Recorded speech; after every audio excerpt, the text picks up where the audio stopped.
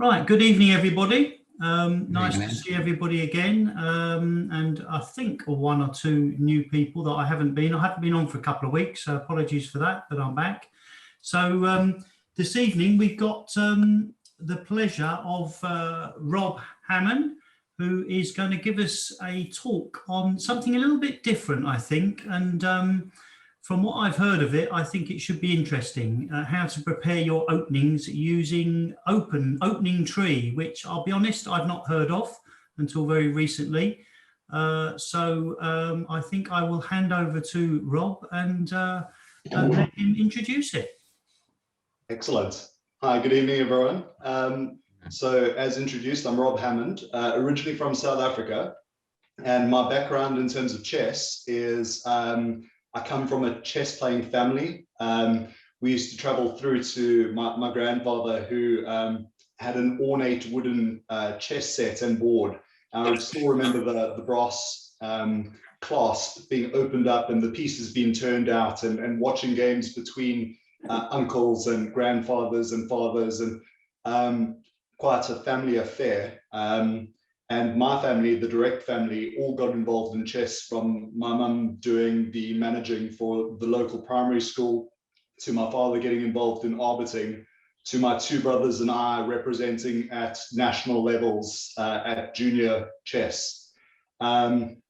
Insofar as the memories of the chess championships, the South African junior chess champs, you would typically play all your team matches first, and then you go on to the individual matches. And one of the things that struck me is, in those 11 or so days, what you're doing is you're playing matches that are 6 hours long. It was 3 hours per person without increments in those days.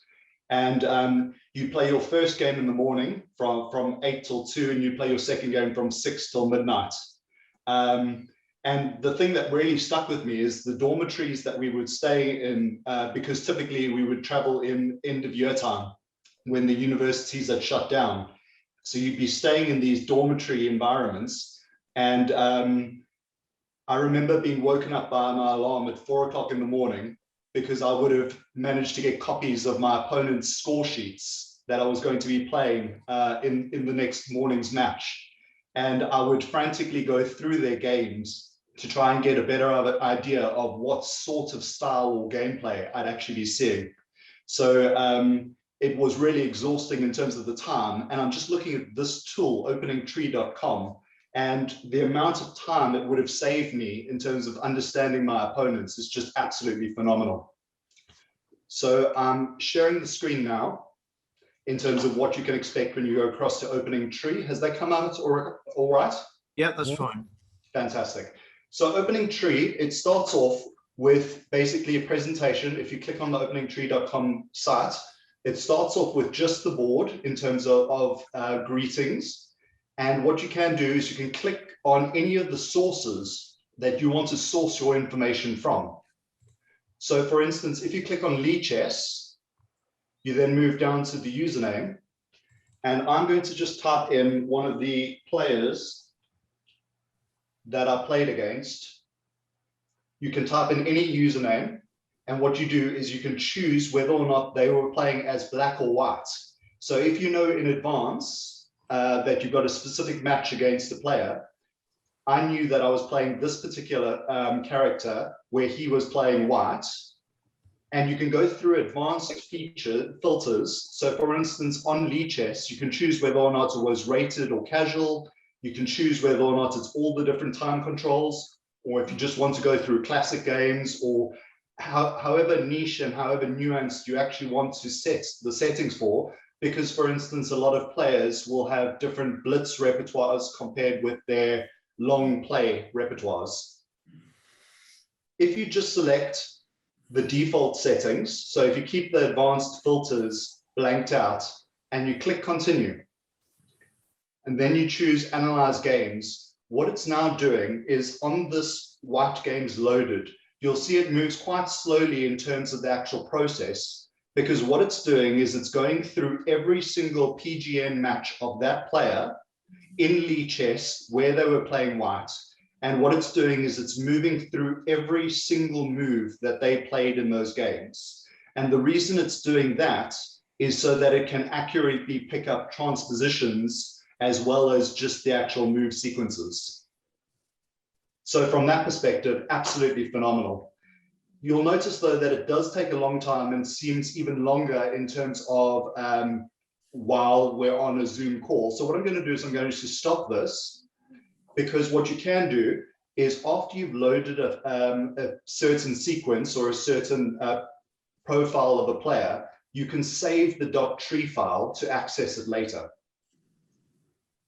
So what I can do here is if I go back to the main site, instead of choosing the player, what I'm going to say is load a .tree file.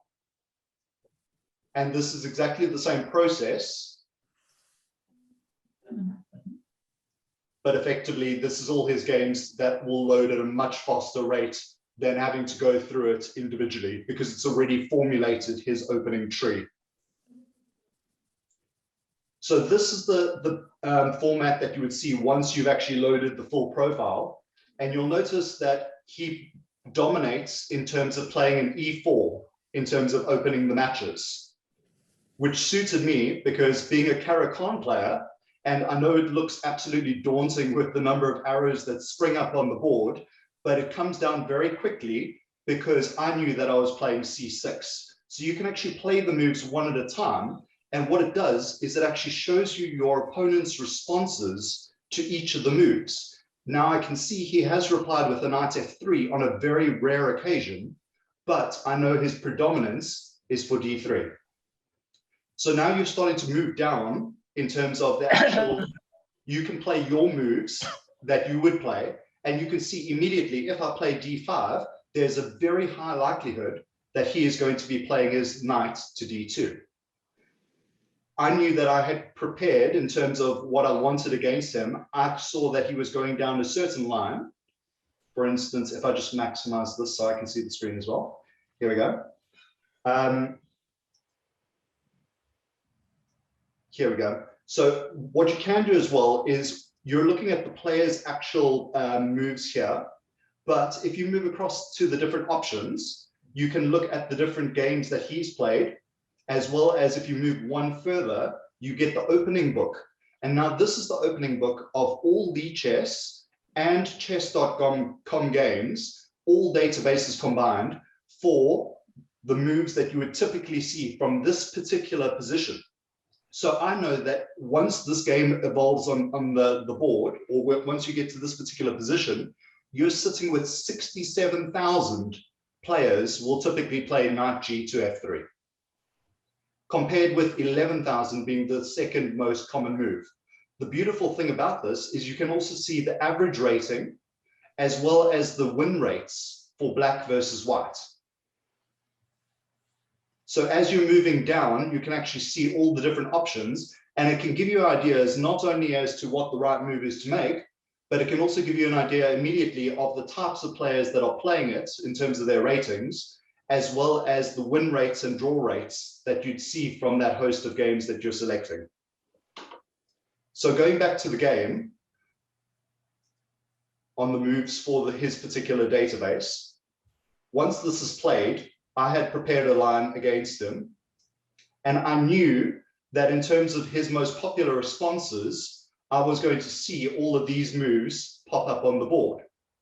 Now, it was the most incredible feeling because my opponent, up until this point, what I did before the actual game started was I set this position up on a board, and I showed it to my wife, and I said, there's a very strong chance that my opponent is going to play these moves against me, and then from here he's probably going to do certain sequences in terms of the responses. And I was able to set up the actual position, research it accordingly, according to a chessable course that I had in terms of the actual the Breyer variation of the Caracan, and I was able to play through those particular games. What you'll see here under the actual moves is it mentions the actual games that take place. So you can traverse through the game And as opposed to playing the bishop out, I played across the rook.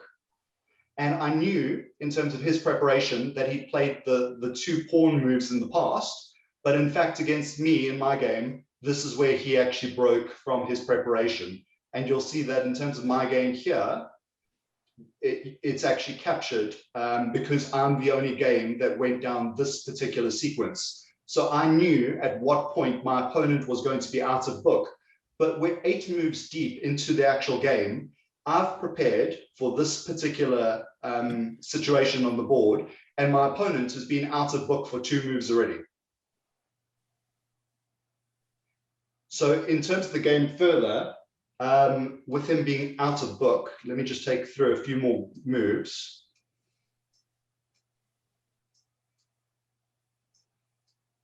Erwin Lamy, the Grandmaster, who prepared a Caracan course on Chessable, he had actually designed a few different ideas for this particular variation. And what he invited you to do was to get the bishop out onto the wing, devastate the pawn structure slightly on the king's side. He advised to get your 2 knights working together to support the center. And what he advised was, as and when there was a pawn break on b4, to meet it as quickly as possible with an a5 break. So in terms of the preparations, I had 3 different ideas. I knew the particular position, and I got to employ all 3 in this particular league match. And this is where my opponent went wrong very quickly, because A takes, B takes, and there's nowhere for the bishop to go. So in terms of the actual preparation, I was feeling very confident up until move 9, 10, and I still had the opening ideas moving into the middle game because I trained up on a particular course from Chessable on this variation.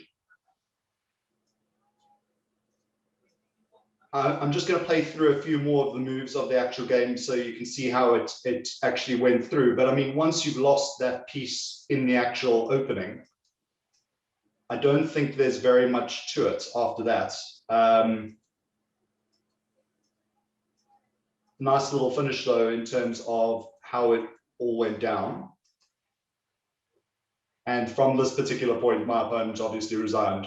He's got the bishop lined up. Once he moves the king, the rook can capture on h3, followed by the queen taking on f4. And it's quite a clean-cut endgame for black to win.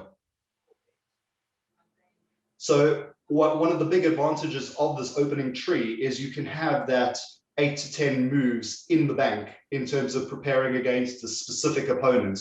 It doesn't always guarantee you're going to see it on the board. For example, I did play a league game versus an opponent who had played historically the birds opening more than anything else. And I prepared quite a sharp line against him. And it didn't happen on the board. However, as and when that has come up in terms of blitz play or rapid play on Chess or chess.com, I got to employ that because you're playing with emotion in terms of how you're actually able to memorize the positions. You can actually see how your opponent plays, what sorts of structures they favor, and you can actually move through the different variations all the way from that move 1 and see how they respond in terms of the actual options. So that's the basic in terms of how you would utilize it. Hey, Rob, can I ask a question? Yes, of course. That was a league game, yes. Was it, that you just showed, that Caracan? That's right. Is there any way of showing the time spent on each move? Presumably, yes. once he got to certainly once he got to that blunder bishop a3, I'm guessing he was taking a lot more time than you if he was out. Absolutely. Up until that point, he had moved quite quickly. I will be able to pull it up a little bit later. I've just got a couple of other things that are prepared in tabs, so I will come back to the times. What is going to confound it a little bit is I've actually taken quite a while on some of the opening moves. And the reason that I've done that is I don't want my opponent to feel that I've prepared too exclusively for his particular opening. So I've slowed down on very key moves to invite him to play his normal style. Whereas if you play very rapidly, what you're going to see is your opponent will go, okay, he's studied everything I'm doing. I've got to take it out of my normal play style as quickly as possible. So it will be slightly confounded on my side, but I think that's also playing the game. Very cool. What you can also do in terms of Lichess, in terms of the openingtree.com, is you can load in an entire PGN.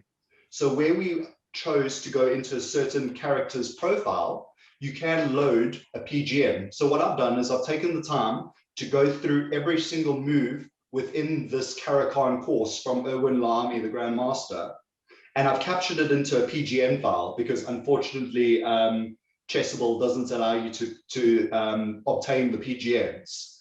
So it's quite a meticulous process, but once you've captured it, this is incredible in terms of training your openings, because what it allows is you can see the different variations and what the Grandmaster recommendations are for that particular option. So for instance, if you want to see how to play through the classical and what the variations are, you can see that particular move. Or if you want to see what he recommends against the advanced variation, you can go down these options. You can see he predominantly recommends the standard bishop to f5. However, he does have a line where he shows you the c5 break straight away in terms of that Caracan. So now what I've got is a course where I can see immediately the types of options that my opponent is going to play against me and what the best recommendations are at Grandmaster level in terms of playing through these different lines. So how would I meet h4, for example? Return it with h5 as an option. And you can see the different moves that come up most frequently in terms of that chessable course. So this is an entire chessable course that I've reduced to a PGN and I've imported it directly into openingtree.com. And that's just simply at the actual opening stage. Instead of choosing a Lichess profile, or instead of choosing a chess.com profile, you can load the PGN file.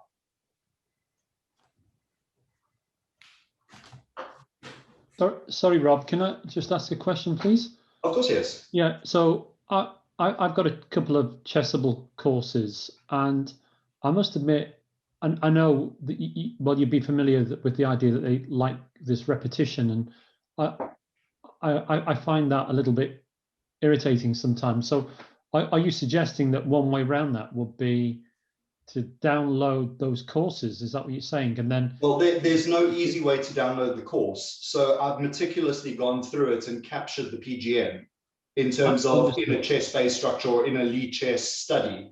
And then I've saved that PGN to import here. But the thing that I don't like about the chessable option is when you're trying to track down a certain variation that they suggest within an opening structure, you'll notice that they only have the line in terms of the notation. There's nothing that visually shows you what you should be looking at. So for me, the big thing here, and the ease of actually loading it,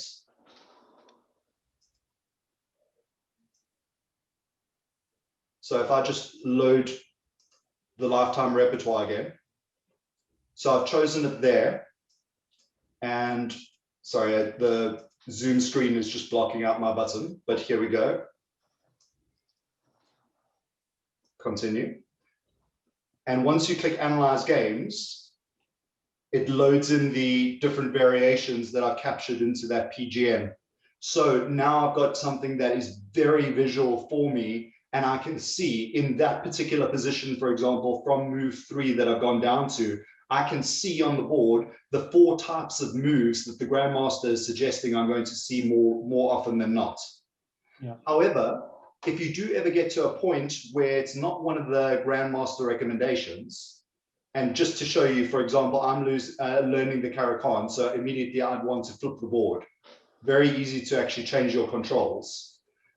But from this point, E4, C6, D5, D4, D5, the advanced Caro, and here I can see all the different moves that he's saying that I need to look out for. However, if there's something that I see that comes up that is not in the course, I can immediately flick across to the different options within the opening book itself to see not only what the Grandmaster is recommending, but how the actual games on Lichess and chess.com actually rank the moves. So you can see there's a great predominance for knight f3 to be the follow-up. So even when you're looking at the Grandmaster games, sometimes it doesn't tie up perfectly because the recommendations might not be as often seen in club matches or league matches or anything like that compared with the perfect games that are the Grandmaster games. So for me here, it's absolutely beautiful that you can see exactly what he's recommending. But if at any stage you feel, well, I don't think a player would play that, you can quickly go across to the opening book and not just look at Erwin's suggestion that that would be the move, but what are the other moves that the average person is playing? And although it's a predominance of what he was suggesting in terms of the move, you see that the average player, in inverted commas, could also play c times d5 and c5 as options. And those would be at the rating brackets 1900 and 1800. So you immediately know that if you're in a certain rating bracket, you can see the types of moves that your level of player is on average going to play. And that for me is a beautiful learning resource because, let me just maximize this again. As you traverse the game, like I say, just being able to see all the different moves on the board at the same time. So this for me is far more visual rather than just seeing lines of notation throughout the chessable courses. You can take it one step further, however. So I had researched my opponent, like you saw, in terms of loading all his games, and I prepared for a certain line. But I wanted to go in knowing how he played. So I loaded up his profile in Aim Chess. Aim Chess is a different site where you get to actually load in profiles. You get 2 free accesses in terms of these reports being drawn up for you per day. So premium members would have access to more reports. However, with my free reports, I've got 2 access per day, which is perfect for researching opponents. And I can see that my opponent is very weak in the end game. So immediately going in, not only have I prepared the opening and looked at where he is strong, I knew his strongest point was actually his opening preparation. So once I take him out of opening, I've got the strongest point for my opponent behind me. He's quite strong on tactics, so I've got to be careful to stay away from certain sharp lines. But if I can take him down to a endgame as quick as possible, I know that I've got him on the back foot because that's not his strong point. Rob, while you're on that screen, I'm fascinated by what all the different overview items are. Some of them seem obvious, but I'd appreciate your view, your brief description of what they actually mean. Okay, so what they have done is they've listed obviously the different factors, the openings, the tactics, the end game. Those are quite self-explanatory. The time management is obvious in terms of where you can fall short in terms of playing according to your time remaining. The advantage capitalization is basically your conversion rate. And resourcefulness is within positions. What is your ability to find the difficult move from particular difficult positions?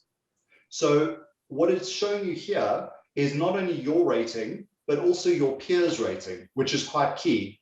So you can see that the peers, which are the players that are in the same rating category as the opponent's profile that I loaded in, they have a lower opening resource than he does. So not only am I playing against someone who is very strong, their strongest point was the opening at 88%, but he is above average in terms of that particular rating category. Is that what you were looking for, Martin? Yeah. So advantage capitalization again, how would you describe that? That's your ability to, once you've obtained an advantage according to a chess engine, what is your ability to not only maintain that, but slowly gain on that particular capitalization in terms of your lead within the game itself?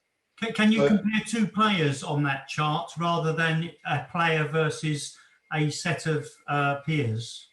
You cannot in the free version. So I've only ever used it from the free platform. But you can pull two players up one after the other and compare them, of course. Correct. With your 2 free profiles, you could look at, for instance, yourself versus your opponent, if that's of interest, or if you've got 2 games that need to be played and you need to prepare for 2 that are particularly important. And that's only the free version of this particular website. You could step it up if you went for a full portfolio or profile for it.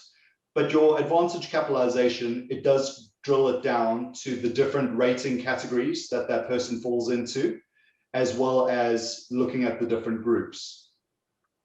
So each of the different options, you can actually look at far more in-depth reports. But for me, it was enough to actually understand my opponent on a more basic level.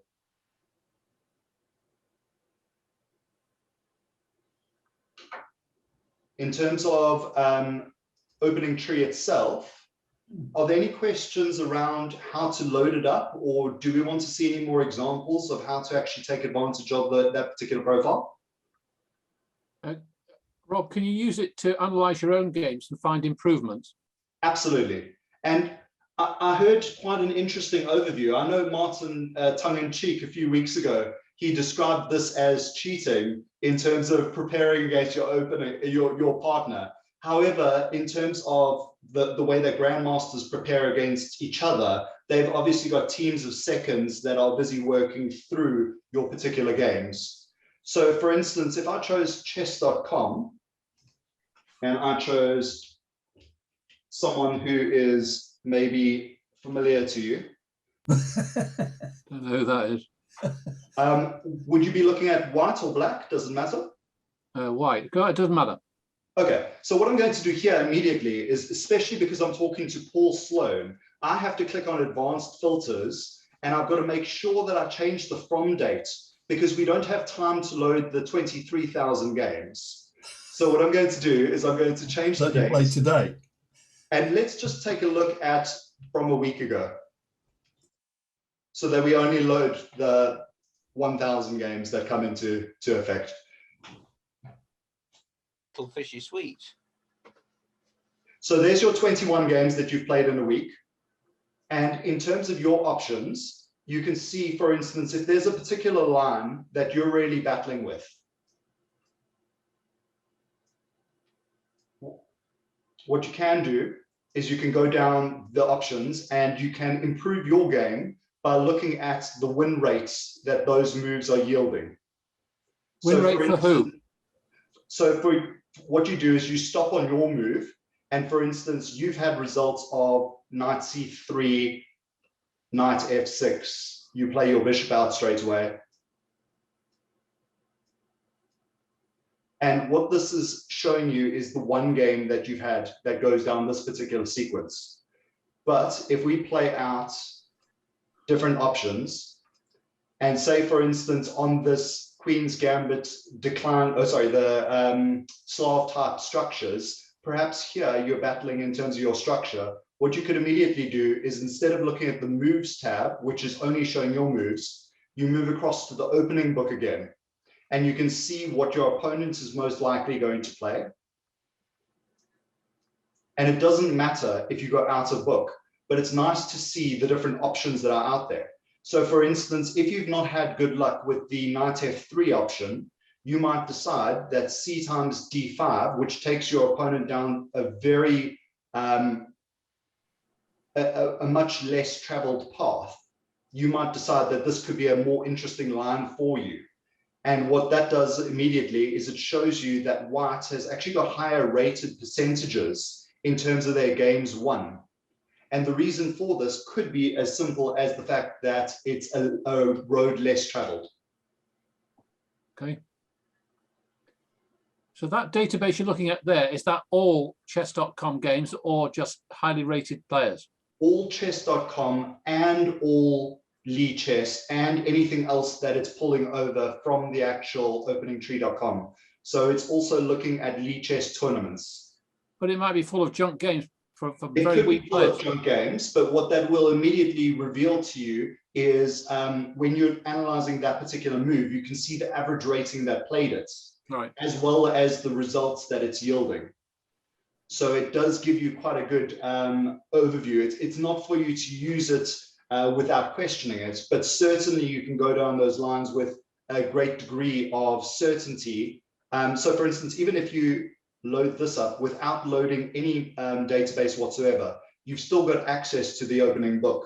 So for instance, when we were at Pine Ridge Golf Course the other night, so what we did was there was a game on the board, and we were able to actually play out the moves on the board and see what the most common response was to that particular position. Because we had two of the gents deciding that they knew that there was something sharp there, but they weren't sure what the correct process was to actually go down that line. So you can actually look at all the line options and see what is sharp and what's yielding the better results for the particular color from any point in the actual game itself. So just to follow up Paul's point, and we saw somewhere that you could put a filter on to filter games out that Yes. weren't played by players rated lower than 1800, say. Correct. Can you put that kind of filter on the opening book? You can't put it on the opening book because it's pre-compiled. Yeah. The reason you don't want to have it run on a filter is because it's pre-compiled. It has to play through all those games to create the transposition databases. So it's not something that will update on the fly. Right. But certainly in terms of your particular setup, you can actually create those filters. So for instance, if you are looking at, let me just grab the filters here. It's even better when you can spell your own name. There we go. Rob Hammond White. And in your advanced filters, you can change the time controls, you can change your opponent rating range, and you can look for specific options in terms of who you were playing against. What's quite nice about this as well is, for instance, you could load in Magnus Carlsen's profile. And if you've got an interest in a particular opening that he plays, you could look down the particular lines that his profile yields for you.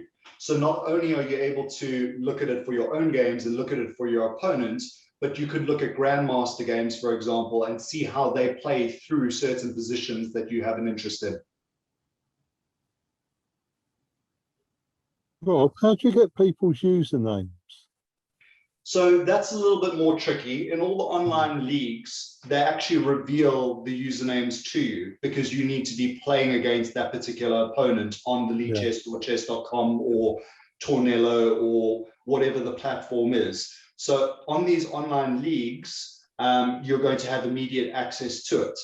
What I've started doing is actually collecting that information. So when those databases come out, I actually save it so that when I play against players in future, when we go back to over the board, I will still have reference to those usernames that people are using. But it can be a bit tricky. Finding particular players, if it isn't given to me, so for instance, if I'm playing on a Tornello league, you don't need to be given a username because the matches are preset. What I'm then doing to find the Lichess and chess.com profiles is even a simple Google will often reveal to you who that player plays as. So you can search for the person's full name and Lichess and chess.com, and often you will actually find a username reference there as well. As long as they've played online. As long as they're playing online, yes. Yeah. Okay. Yeah. But I mean, at the high levels, even the grandmasters or the high level players that are playing in the Lichess tournaments, they're not creating profiles per se, but their games are all stored in those databases. So sometimes your player might actually be on there without even having an online presence per se. Okay. Any more questions about the actual opening tree?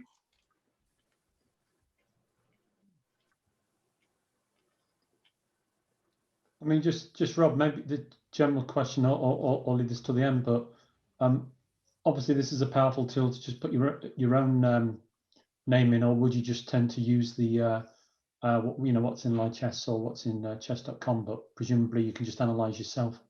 You could analyze yourself, certainly. So for instance, if I put in from date,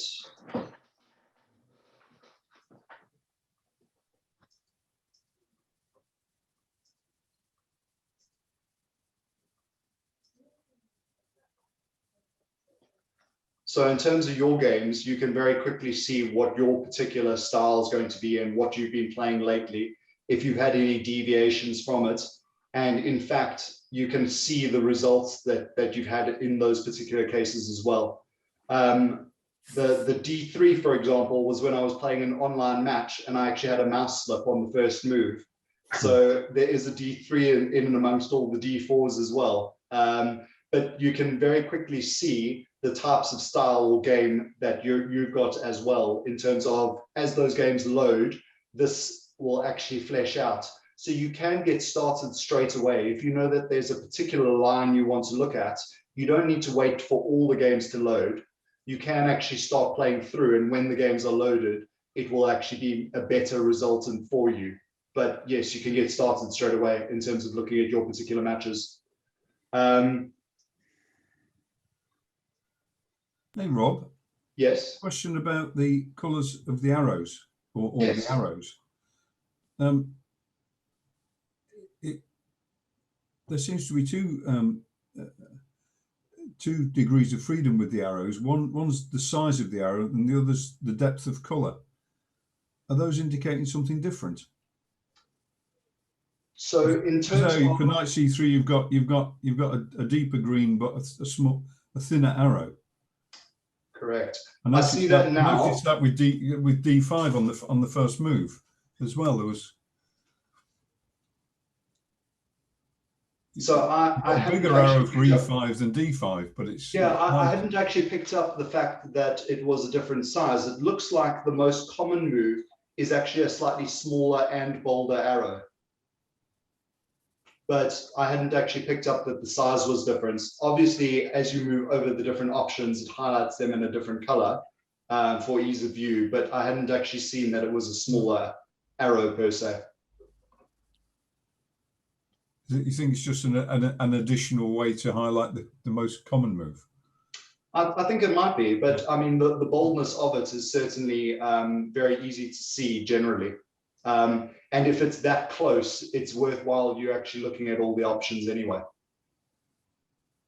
So this has been a really useful tool for me to do research on every league match that I've played. And it's yielded pretty good results. Hearts League, I ended up with, I think I ended about 4th in the pack in terms of where I was actually placed. Bearing in mind, I've had a 15-year sabbatical from chess and only come back to it since the lockdown actually commenced. So I was very dusty in terms of my opening repertoire and in terms of my play. And I'm still getting up there because I've only got a year under my belt since lockdown has actually commenced. But this is certainly a playing field leveler. If you've got an opponent who's very prepared or very strong in the openings, it's certainly a tool that you want to have in your tool belt. It sounds like you might want to have it whoever you're playing, frankly. I mean, if somebody's not very well prepared, if you are prepared, you will have an advantage, won't you? Yes, and seeing your opponent, how they're actually performing from certain positions or lines, you might decide that you want to take your opponent out of book and play something a little bit different. So you might decide that they're performing too well in the standard lines. Let's play something very unusual in terms of the actual opening. So you could go down a completely separate line and prepare something out of book for your opponents that you can see that they haven't actually played in their games before. Quick question, Rob. Did you say you can, I remember you saying you can load a PGN. Can you load multiple PGNs to build a database for yourself? Absolutely. You can load up to 10 PGNs at a time. So if you go to openingtree.com load PGN files, here's the option. You just literally drag and drop your PGN files into it, or you select your different options. So for example, I've got... Why only 10 at once, I wonder? I'm not entirely sure. However, it's quite an active conversation with the developer. So even today, I loaded the Discord server. I don't know if anyone's familiar with the Discord servers, but it's a way that you can chat on very specific platforms about certain content. And I was chatting to the developer for this particular platform today, just to ask him what are the lesser used features of the actual platform. And he was saying one of the least used was actually loading that tree structure. So once you've saved all the games from your opponent, rather than waiting for it to re-download, if you're going to do multiple sessions, it's best to actually save that somewhere so that you can go through it at a moment's recall in terms of the particular position. But I can ask the question, with it being such an active platform, you can see changes on a near weekly basis in terms of if there are any features that are standout. And they've even got a group of developers that are working with this platform that make changes to it and actually release the adaptations of this particular platform.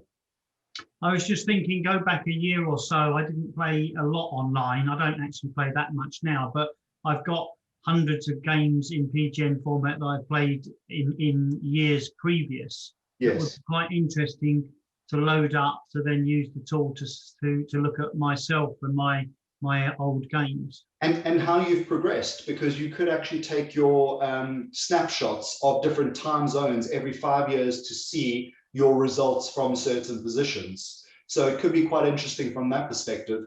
And the fact that it only takes in 10 PGN files doesn't restrict you in any way to the size of the PGN. So for example, if you've got hundreds of games, you could compile them all into one PGN.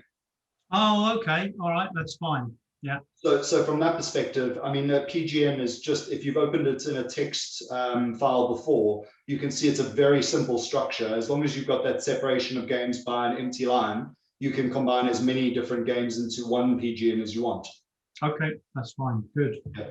So for instance, what I'm going to do now is, now that I've finished compiling the Caracan from Erwin Lamy, I'm going to compile not only the 3 first move D4 from Sam Shankland, but I'm also going to compile things like his Slav and a few other options to not only understand every option, but to go through it and see how he plays against himself.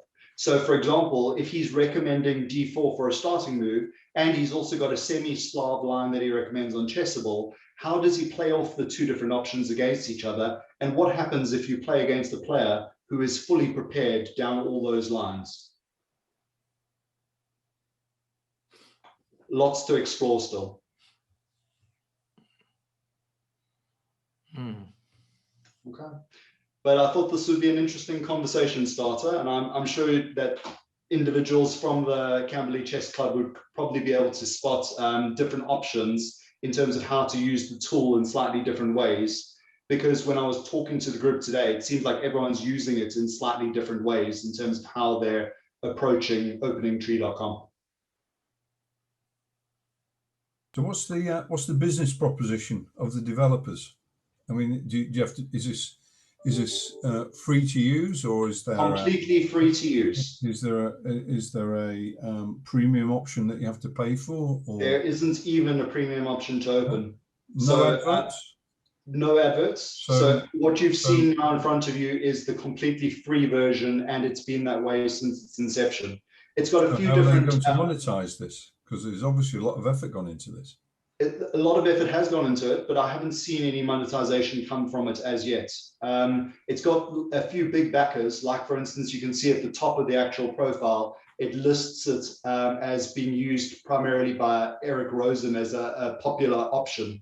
And the way that Eric Rosen uses it is, I don't know if you've seen his videos on YouTube.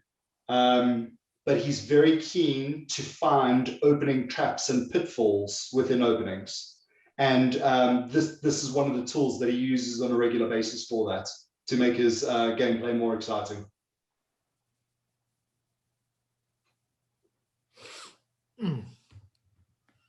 What one assumes that at some point they're going to want to monetize it with premium or ads or something, but at the moment they're just getting out there. How long have they been out there? And I hadn't heard of it before. Had anyone else heard of it before? Lots of head shaking. I've been using it for about half a year now, so I'm not sure how much longer before then, but it seems like it's quite a lesser known jewel within chess. And like you were saying, the openingtree.com, the name doesn't immediately point to chess as a usage, but I think it's starting to slowly become a tool that more and more people are using. They need to just change the name to chessopeningtree.com, I think. In for a win. Yeah. So I don't know if you want to see Eric Rosen actually talk about how he uses it. Would that be of interest? If we don't have any adverts.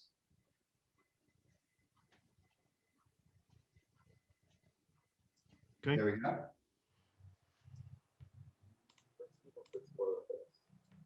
It's so powerful, like it's so powerful. And even its level, really at any level, to be able to like really look deeply into what someone face, see their flaws. Anyway, going back. The audio is a bit poor actually, Rob, but is there a way that you can pump that up on your side, Martin, in terms of maybe you can play this video instead of me? Yeah, so I can answer that as well. There's a really good resource. I think there's an option in Zoom to actually send the audio directly. Let's see. If I remember. Optimize for video clip. Is that any stronger, or is that still quite quiet?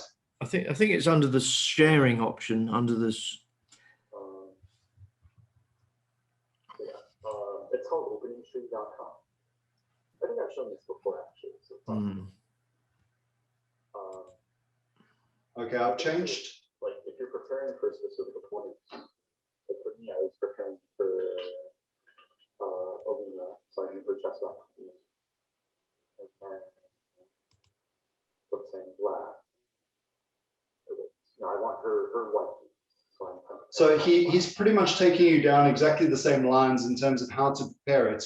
But Eric Rosen is quite a well-known character who does specifically find these pitfalls and traps within openings.